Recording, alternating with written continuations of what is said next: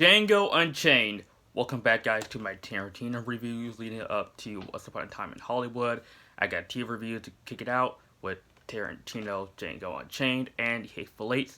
So let's get started with none other than Quentin Tarantino's coolest movie thus far, Django Unchained. Django Unchained, just like Inglourious Basterds, is a twist on American history, as this movie takes place 2 years before the Civil War. We are in the slavery era of American history. In this time period, as we get to see Django, who is a slave, he gets freed by Mr. King Schultz, as Django is on a mission to find his wife who has been taken by the white man. And I love how this movie, as I said before, takes a twist on American history, how Django is a free man, and how he is one of these coolest, and I mean coolest characters in any of the Tarantino movies. Jamie Foxx does an amazing job portraying his character. He adds a lot of swagger and a lot of great dialogue given to this character, and just he makes this character his own. This is probably one of the best performances Jamie Foxx has ever given since Ray. I love him as Django, and he really made this movie. I love Quentin Tarantino's direction and his writing in this movie, just like in his other films. But what really made Django Unchained was Jamie Foxx. And I also love the relationship between him and King Schultz, played by Foxx Waltz, who also gives another amazing performance in this movie, just like how he did in Inglourious Basterds.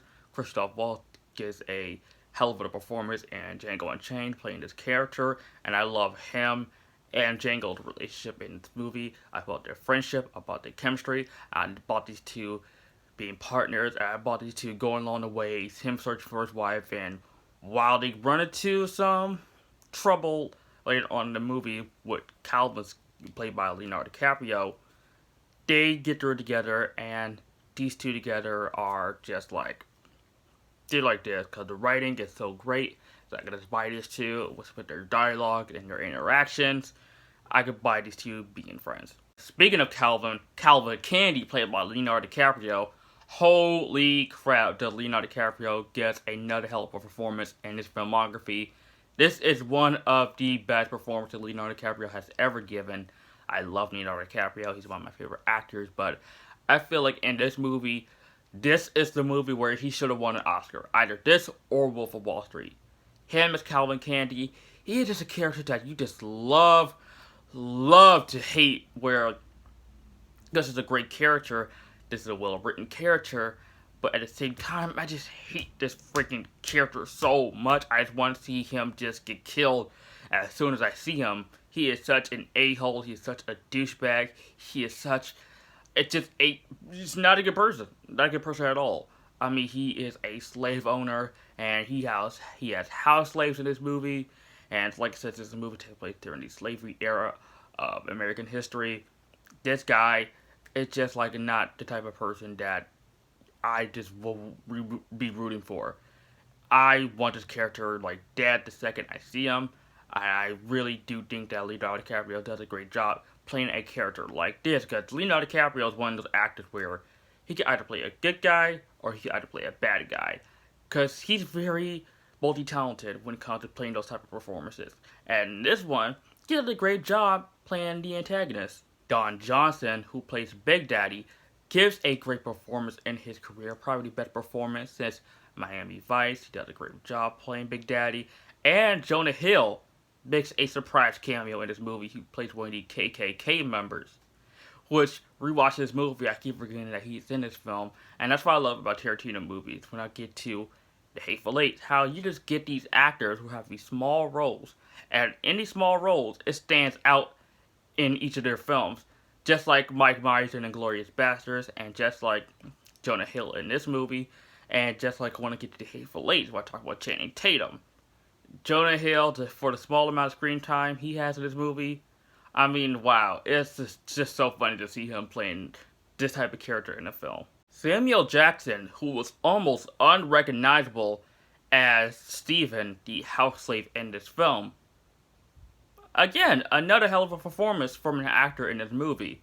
I really do think that Samuel Jackson should have won an Oscar for this movie. I'm glad Foxx Waltz won an Oscar for this film because he deserved it. But Samuel Jackson definitely deserved an Oscar for this film. And I really do think that him and Leonardo DiCaprio should have won an Oscar because both their performance, I feel like they're not playing the typical characters that they play. They playing characters that I never thought they would play. They playing characters that I feel like, wow, they are acting. They are acting. They are like in character, and that is why I feel that Django Unchained is a Oscar-worthy performance film, and out of any of Tarantino's filmography, this movie has one of the best performances I've ever seen in any of the films he's directed and written. And this is just one of the coolest movies I've ever seen. Like, in each scene of this movie, especially with scenes with Django, played by Jamie Foxx, he just, like, owns it. He owns this movie. And it's like a scene where he's, like, wearing these cool clothes, his sunglasses. It's like the definition of just cool. And the movie doesn't have to have a whole bunch of explosions, which it does. A whole bunch of violence, which it does. There's a lot of violence, a lot of gunshots and action scenes in this movie. In order for it to be cool, it's just naturally cool. It doesn't have had a lot of CGI and big special effects in order for this movie to be cool and awesome.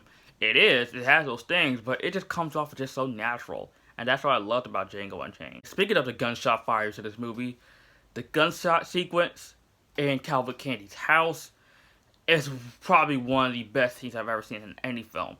Each scene, I feel that I honestly feel the gunshot.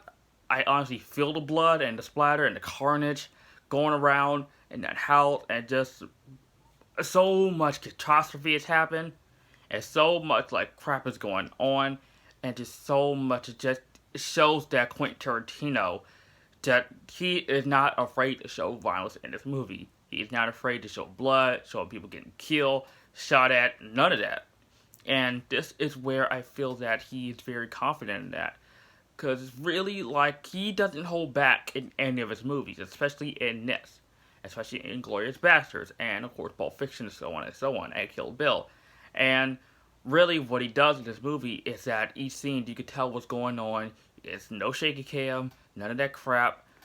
It's just in the moment, you're there, and you see this stuff happening, this sequence, and you're just like, whoa, this guy knows how to direct a movie. And the movie centers around Django on the search for his wife, the white man, and you don't really get to see these two together. You see them in flashbacks, and even if you see them in flashback, they're not together throughout the entire film. You can definitely like feel the realness in their relationship, and you can definitely feel like Django like need to like find his wife. You can definitely feel that in his performance and the stuff that he says in this movie. You buy it. You buy it. And when they finally are together, it feels so right. It's like a reunion. It's like, yes, you definitely see these two as husband and wife. And this has one of the most satisfying final acts in this film. While Calvin Candy gets killed off earlier in the film, and the final act was just that Django just finally kills some of his other people, like Steven and some of the other people living in Calvin's house and his sister. And it's really like, this is what should have happened years and years ago.